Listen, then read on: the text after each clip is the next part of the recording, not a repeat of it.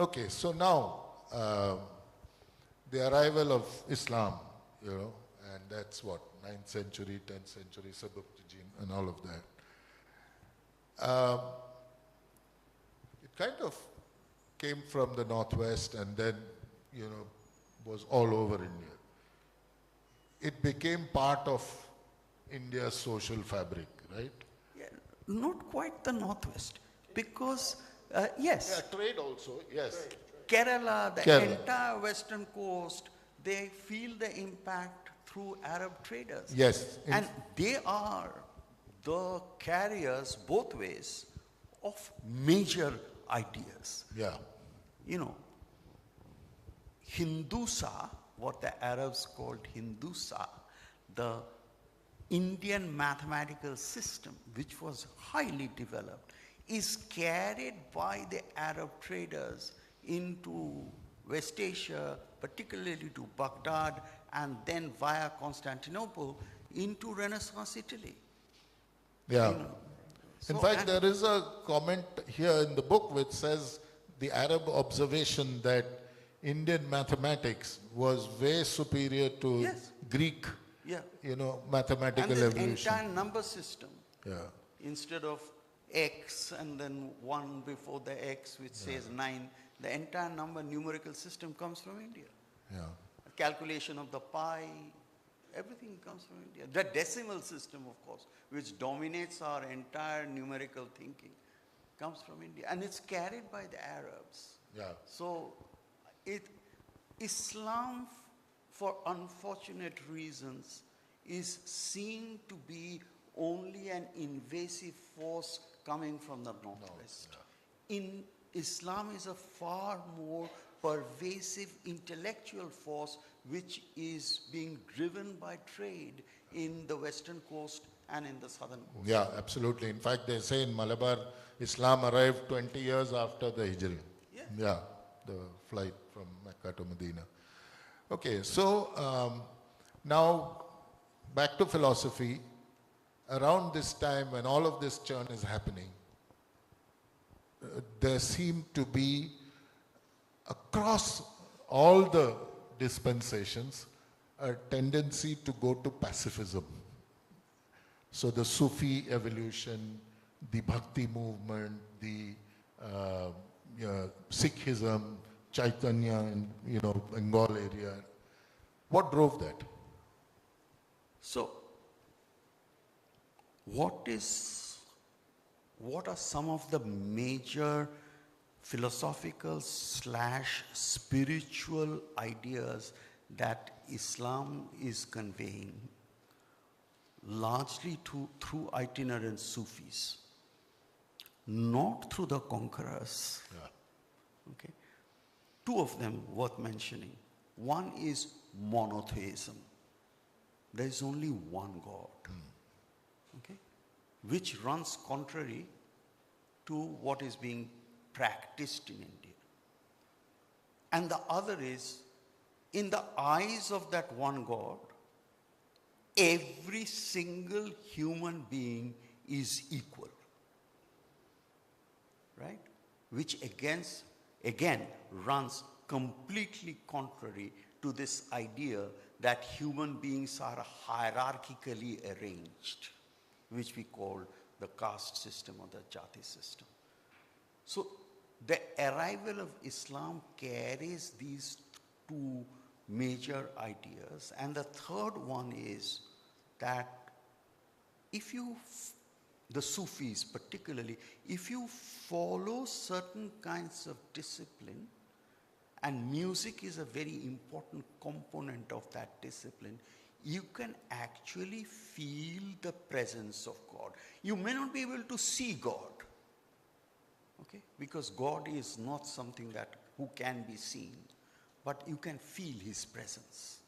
And so you will find that what is happening, all these movements that you mentioned are talking about one God, monotheism. They are talking about the equality before God. There is no caste, there is no inequalities. In the eyes of God, everyone is the same. And third is devotion. And how do we articulate the devotion? The best way, the most profound way in which we can articulate the devotion to God, to divinity, to this one divine supreme being is through music.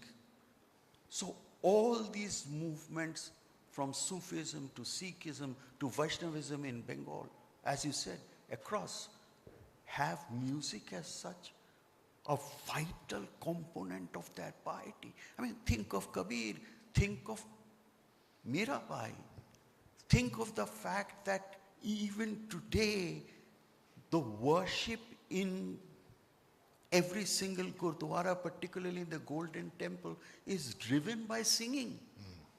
Kirtan. You know, Kirtan. Not only Kirtan, and look at the profundity of it. The Guru Granth Sahib verses are actually set to music according to time. So the first verse that we sung is on a dawn rag, Ashavari. And that's how you go through the day.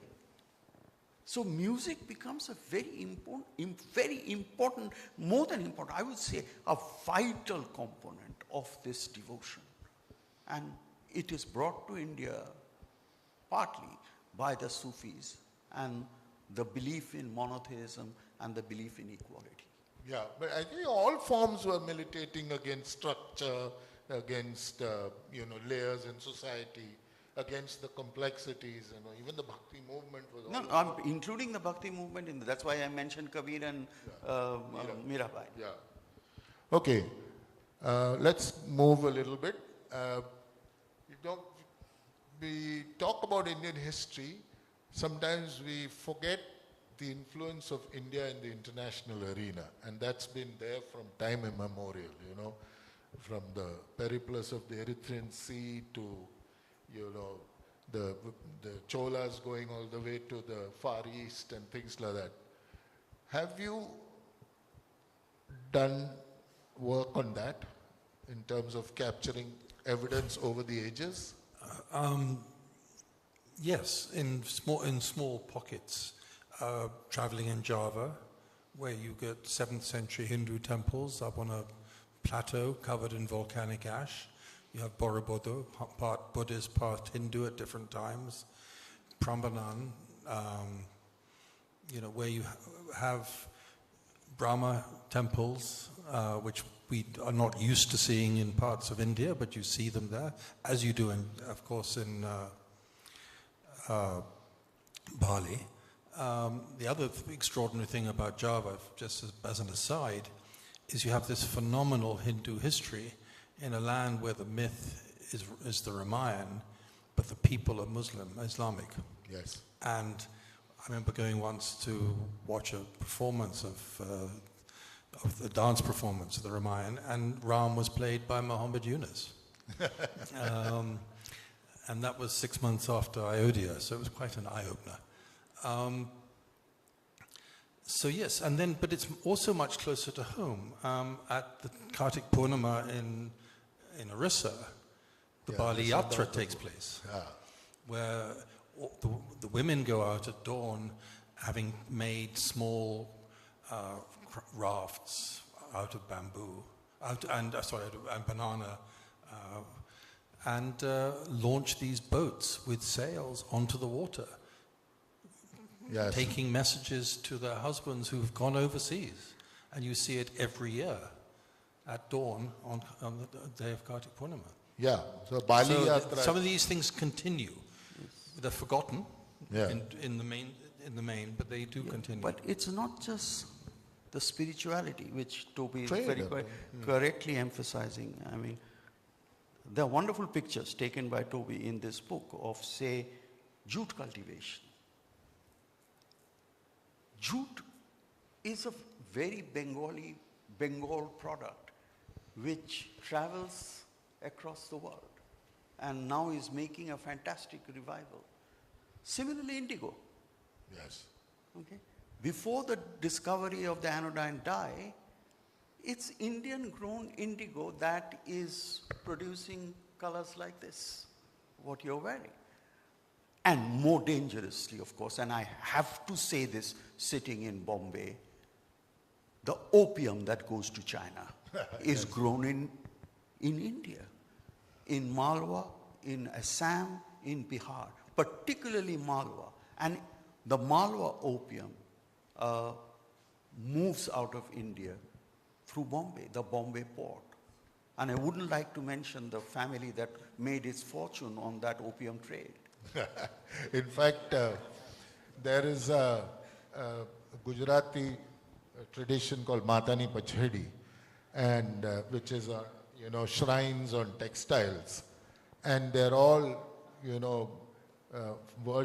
worshipping female forms of Shakti, the female form, and each of them has the Vahan.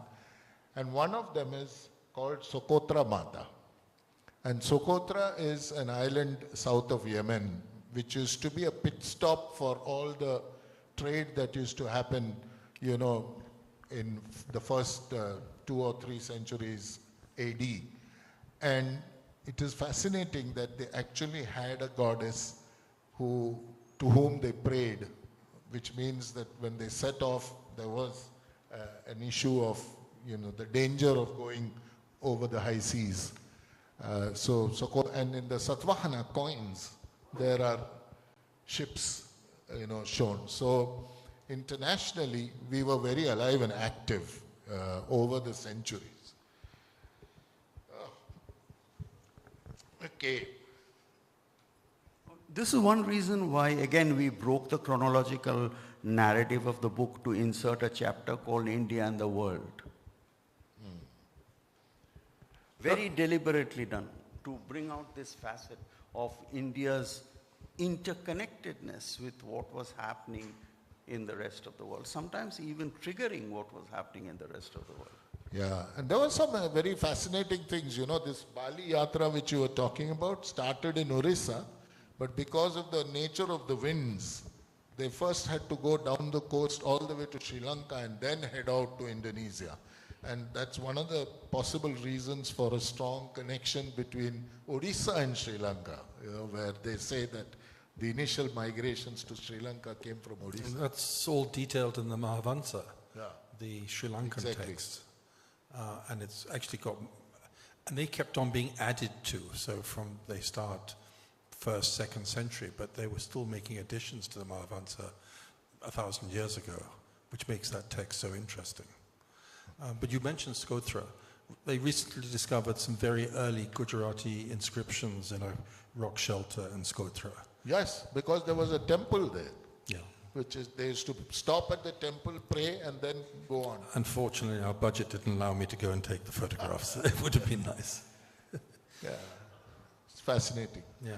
Okay, so, and then when the established, empires set in place, the Mughals, one of the things that they put in place quite extensively was the zamindari system, which was non-hereditary.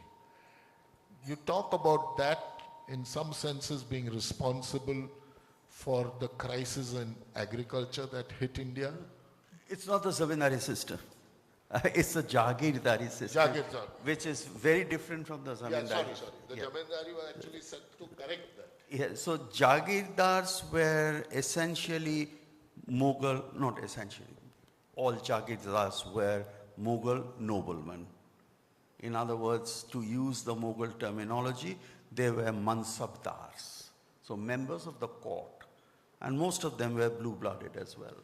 So how do we pay them? This is the problem that Akbar and his successors faced. So very innovative way of paying them. So you give them a revenue assignment. So you say, this particular part of Bihar is your Jagir, and the revenue that you collect from there is your salary. So, and Jagirdars, as you said, were non-hereditary and also transferable. Yes. Okay, so the natural tendency of a Jagirdar was, if I have the Jagir for only 2 or 3 years, let me make as much money as I can out of this Jagir. Who knows where my posting will be next. Okay, so many IAS officers also think in the same way. So That's how. So what happens when this system becomes operational for over 12 years? There's an essential element of over-exploitation because of the reason that's built into the system. And that leads to, by the simple logic of economics law of diminishing returns, productivity of land falling. And this creates, in the late 17th, early 18th century, an agrarian crisis, which the Mughals are unable to handle. The agrarian crisis, one manifestation of the agrarian crisis is large-scale peasant rebellions happening in the Punjab, happening in Haryana, places around Delhi, parts of central India. And so there are not enough resources. Land revenue is not coming in because there's not enough productivity. So, and you cannot even therefore suppress all these peasant insurgents because you don't have the resources. So that's what leads to first the decline and then the complete collapse of the Mughal Empire. It's standard to say that after Aurangzeb, all these bunch of nincompoops came to rule and that's how the Mughal Empire declined. It didn't. Even if each of those Mughal emperors post Aurangzeb or Aurangzeb himself had been an extraordinarily competent ruler, there's no way they could have resolved this structural problem. It was a structural problem. Yeah. And it's interesting because such structural problems bring down empires, Yes, which are, absolutely.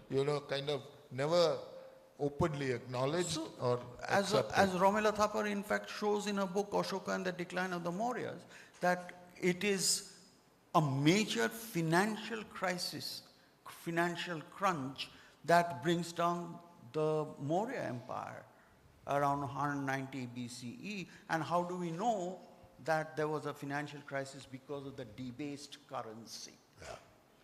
The coins that are coming out around 190, 195 BCE have a much lower content of silver and gold than when the empire was at its height under Ashoka and Chandragupta Maurya. So is there a lesson to learn there that you can't go on expanding? Something will give soon.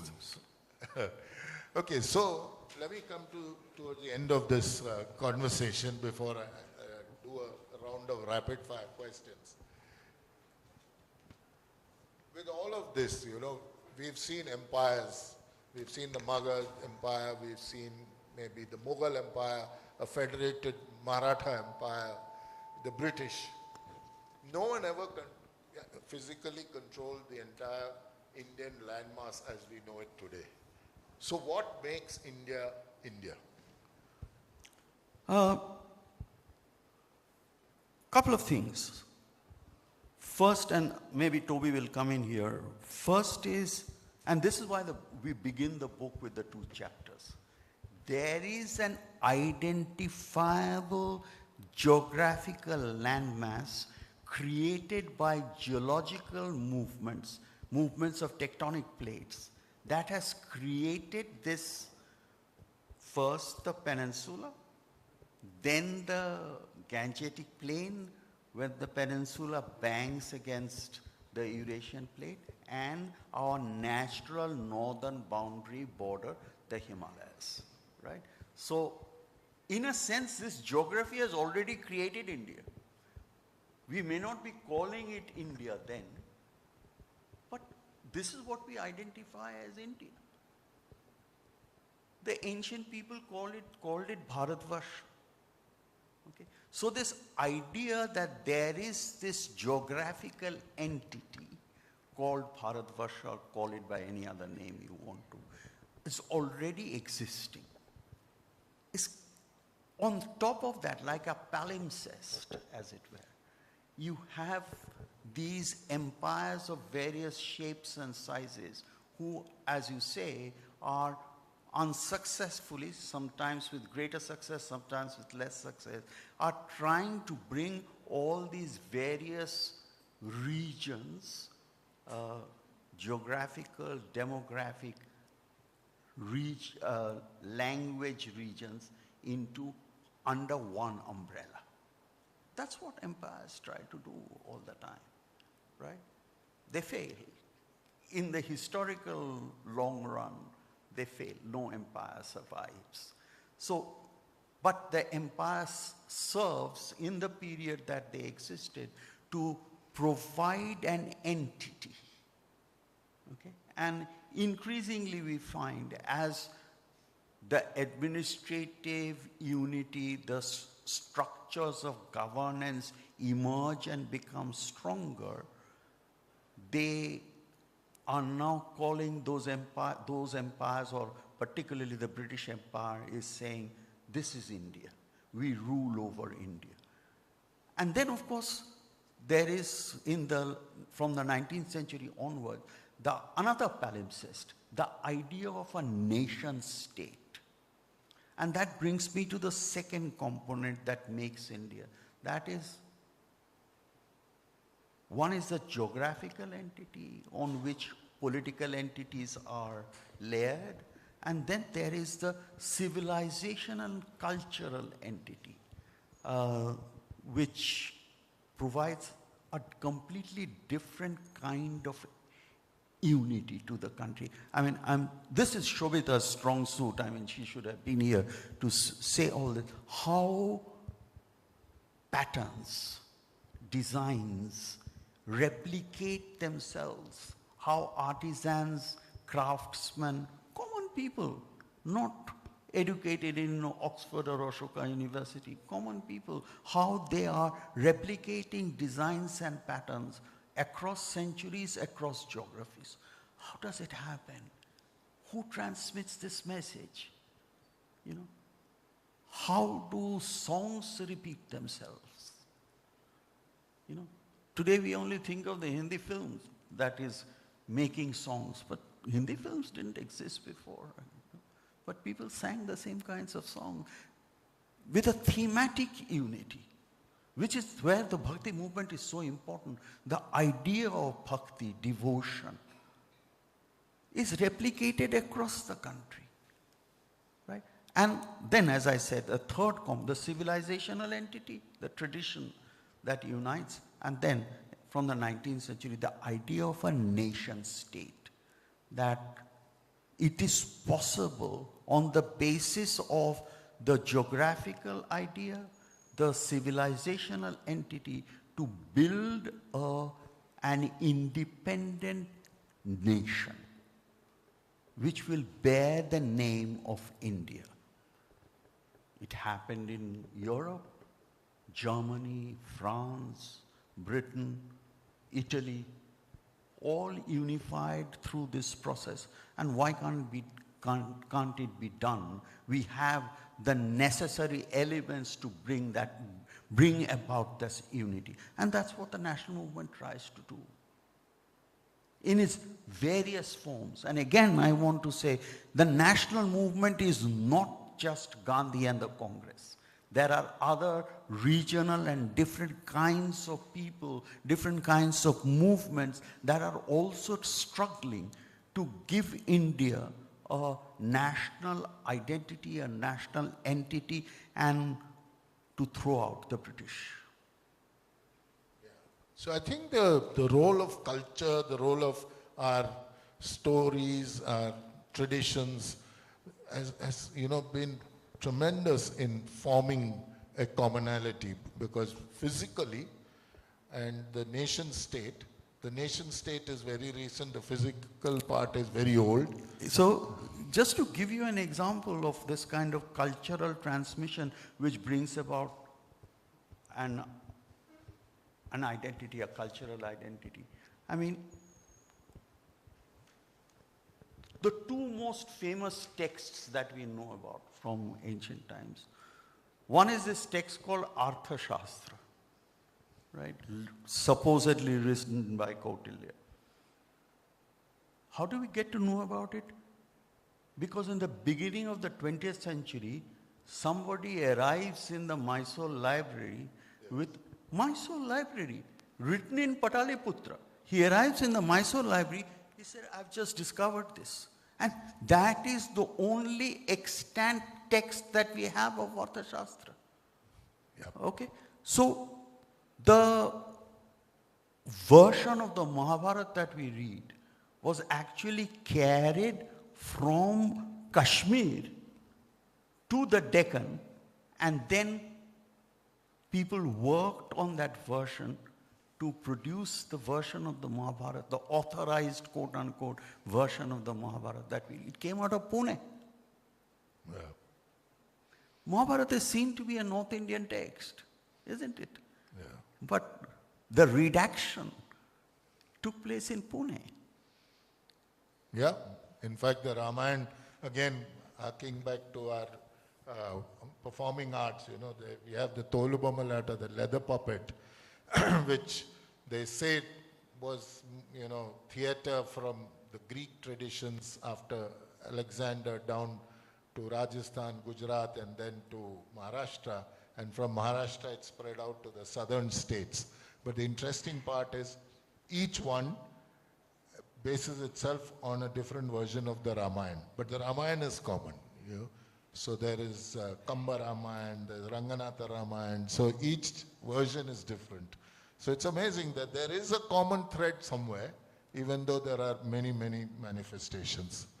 So I'm going to just ask you a few rapid fire questions, and you can keep the answer as brief as you can, because then we'll open it to the house.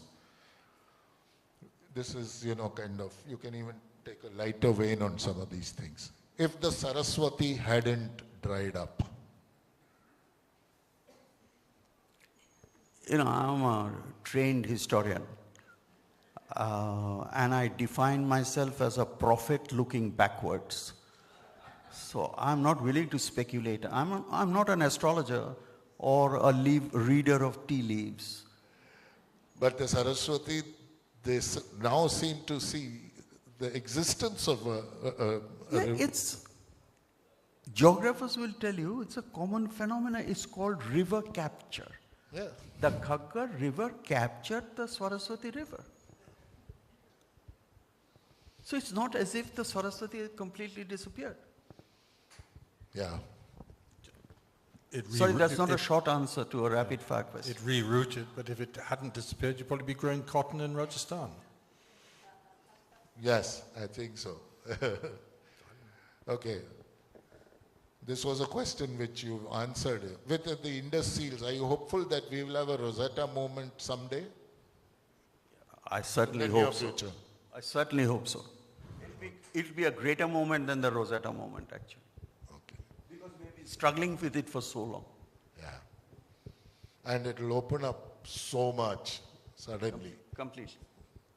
Okay. If Ashoka's Dhamma had been around for 500 more years and Shankaracharya hadn't espoused Vedanta successfully. Well, the second is Indian philosophy would have been poorer. The interpretation of the interpretation that Shankara makes of the Upanishads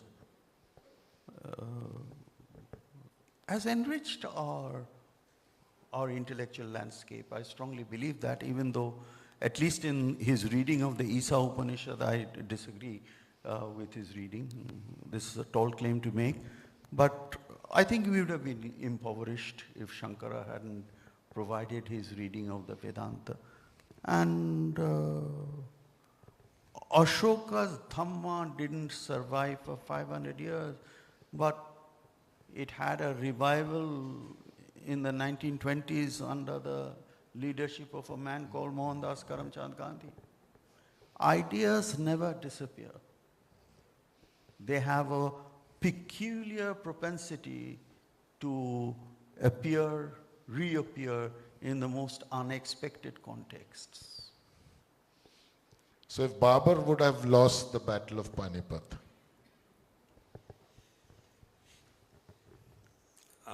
sorry, you've lost me on that one. What would have happened?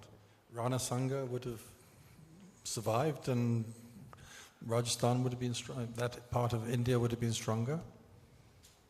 There would have been a battle between the Afghans led by Sheshasur and Rana Sangha. If the English would have lost the Battle of Plassey.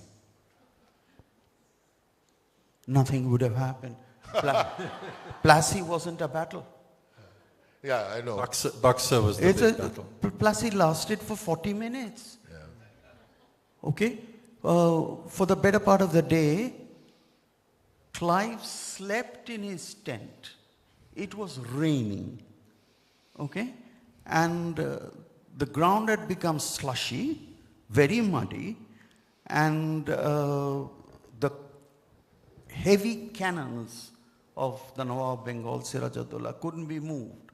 Then at 4 o'clock, the sun came out very briefly. It stopped raining. And Clive said, attack. And Mir Jafar's advice, he was the commander-in-chief, and Siraj didn't know then that he was on the pay of Clive. Mir Jafar's advice to Clive was, don't fight now, we'll fight tomorrow. Completely taken unawares, Siraj lost the battle. But apart from looting Murshidabad,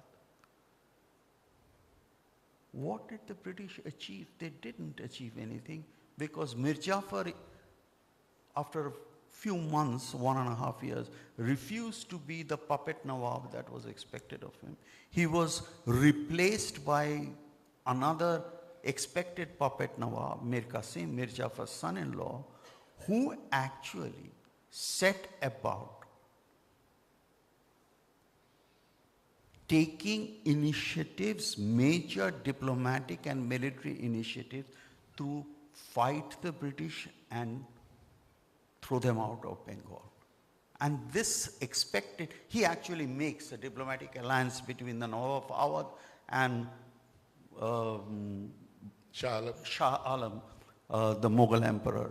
And the expected military encounter takes place in October 1764 at Buxar, which is the real battle. Yeah.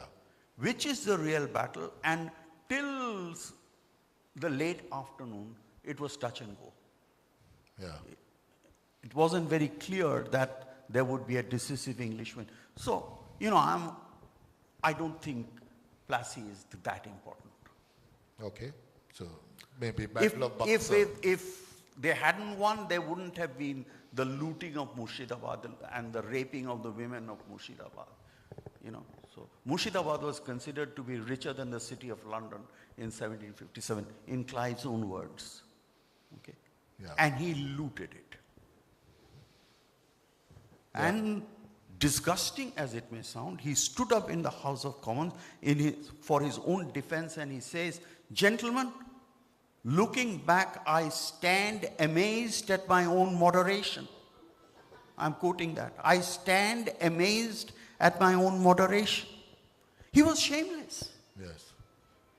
Completely shameless that he had looted and plundered. And we call him Clive of India. He has nothing to do with India. He was just a lutera. Absolutely. Came back thrice. Yeah. If Delhi weren't our capital. Sorry? If Delhi weren't our capital. Well, Calcutta would have remained the capital. Well, that was before. So you can't now rewind history backwards. Well, then we would have to say that the Sultanate didn't exist, the Mughals didn't exist, a lot of unwinding would have to take place. But attempts were made to move the capital. Tughlaqabad, Daulatabad, and Fatehpur Sikri, don't forget. Yes. Yeah. 20 years. But I also suppose there was far more to India on all sides when Delhi was the capital. Yeah. Which shrunk. Okay. If our states were not divided on linguistic lines. There would have been more violence. You think so? Yeah, I think so. Okay. That's interesting. And there would have been a greater propensity to impose Hindi.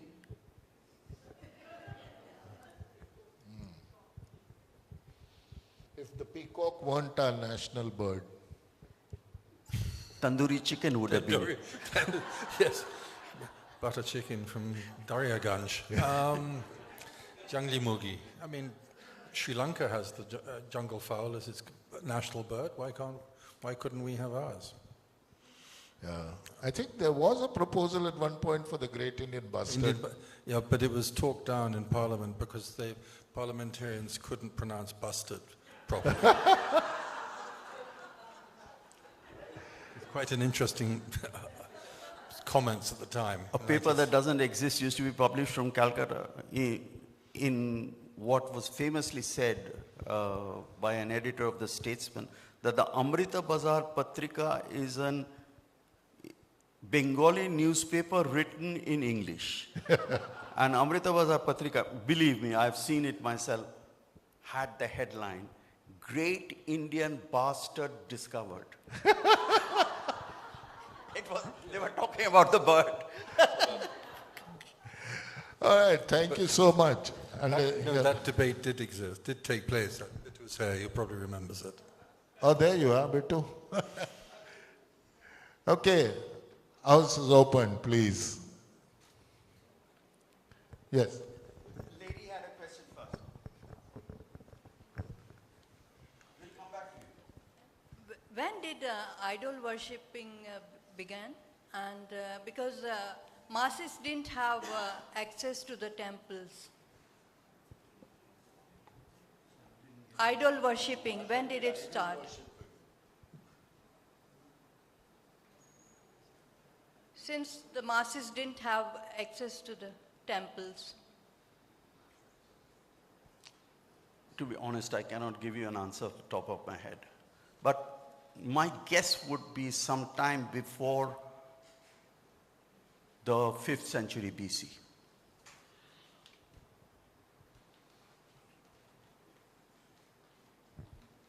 The gentleman there.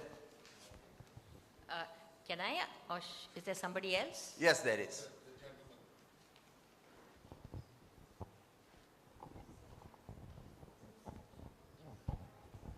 So you have, of course, articulated your views on many points of Indian history.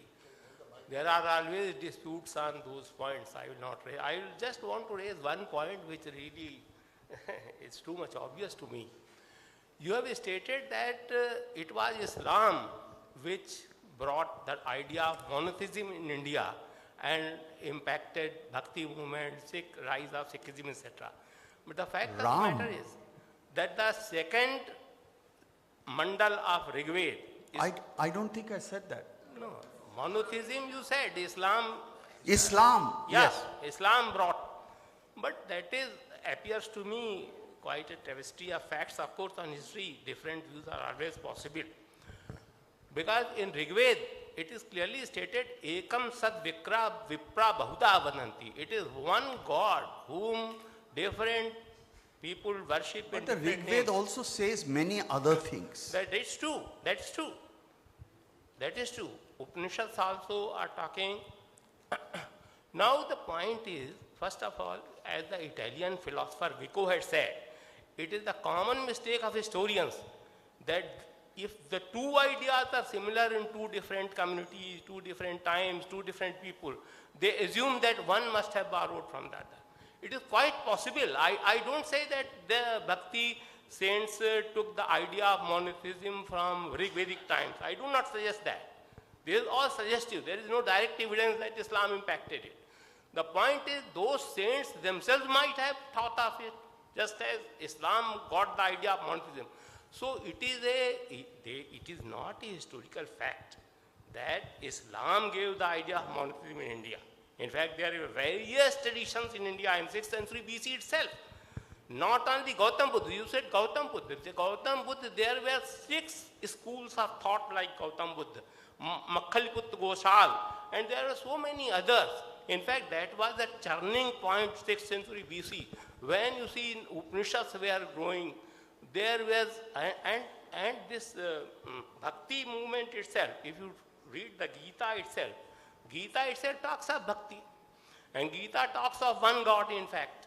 So, the concept of monotheism is not at all, cannot be said to be borrowed. Borrowed are derived from Islam. That way it was already a floating idea in India in many schools of thought, in many philosophers, in many works of scripture. That is my point. Thank you. I have no quarrel with what you said at all.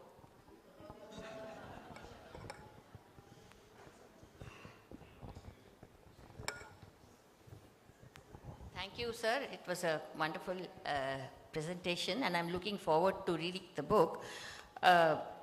Obviously, the canvas is very, very large. Now, after the nationalist historians' time, in the last 50, 60 years, there is a sort of an academic body of history of India. Broadly, though it covers many different points of view, broadly, secular, liberal, which has certain commonsensical, what have become commonsensical propositions. Now you call your book as the new history of India. So are there any of those commonsensical propositions which you are sort of not agreeing with, or you are presenting alternatives? This is one question. And the second one is, there are a lot of people now, or some people now who are not historians, and who are writing reasonably good, meant for the popular audience, with some research and all that, but they're not historical. What is your view on that? These are the two questions. The first question is, there are certain aspects of Indian history that do not get the adequate emphasis in national historical writing. For example, the pervasive presence of inequalities in Indian society and the discrimination that women have been made to suffer in India and continue to be made to suffer. They do not receive adequate attention in nationalist historiography. Our book tries to draw attention to these socio-economic phenomena. And the second question, yes. I think it's a very good tendency in our world of letters that more people are writing, and some of them are writing very well, works of history. I welcome them. Let 100 flowers bloom. And I have always maintained that history operates at two levels. One is it operates at the level of an academic discipline. That's where trained historians come in. But history is also a public discipline, because everybody has a connection and an interest with the past. In that sense, it's a public discipline. So the more members of the public engage in either discussing or writing history, the better. That's why I say, let 100 flowers bloom. Okay, just a few more questions, please.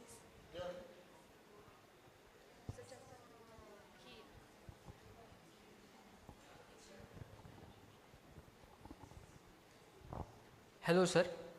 Sir, you said that national movement is not just about Gandhi and Congress. Other regional movements also give India a national identity. Can you throw some lights on this comment? I mean, for example, there were innumerable movements that were not based on the principle of ahimsa. We are sitting in a city that saw an uprising of naval ratings in 1946. It's been recently been called as the last war of Indian independence, right? It happened in Bombay, not under the fold of the Congress, and certainly not non-violent. Think of Subhash Bose, think of Bhagat Singh, So these were people who were not operating either under the influence or on the philosophy of the Congress. And Ahimsa certainly. Yeah, Bengal. Very strong tradition of armed revolutionaries.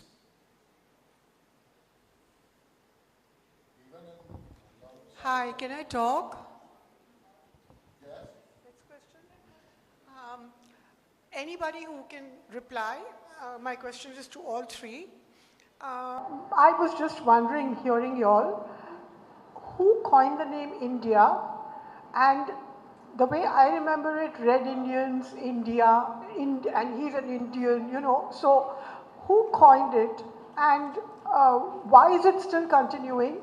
When did it change? Have we researched into that? Thank you.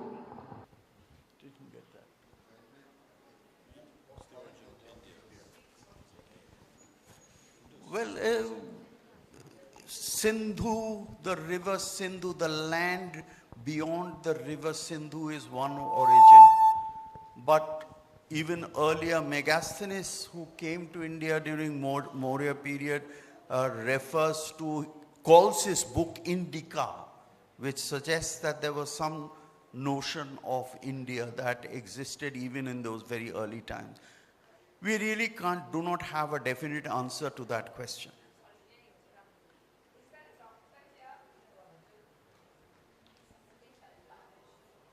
Is there a doctor in the audience? Is there a doctor in the audience, please? Thank you. I think we should close it.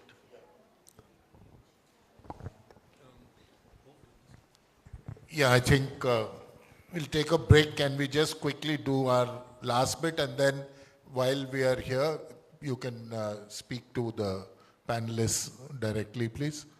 Where's the bowl?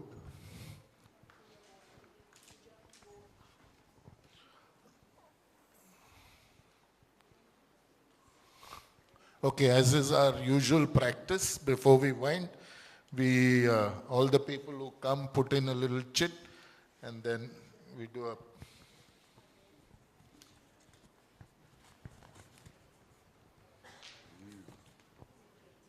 Mihir Kambli.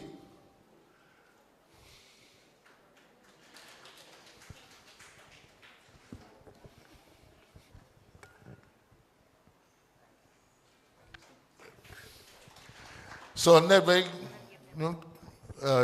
we'll have some wine and we'll have some snacks so that people get a chance to catch you and speak to you. Thank you very much.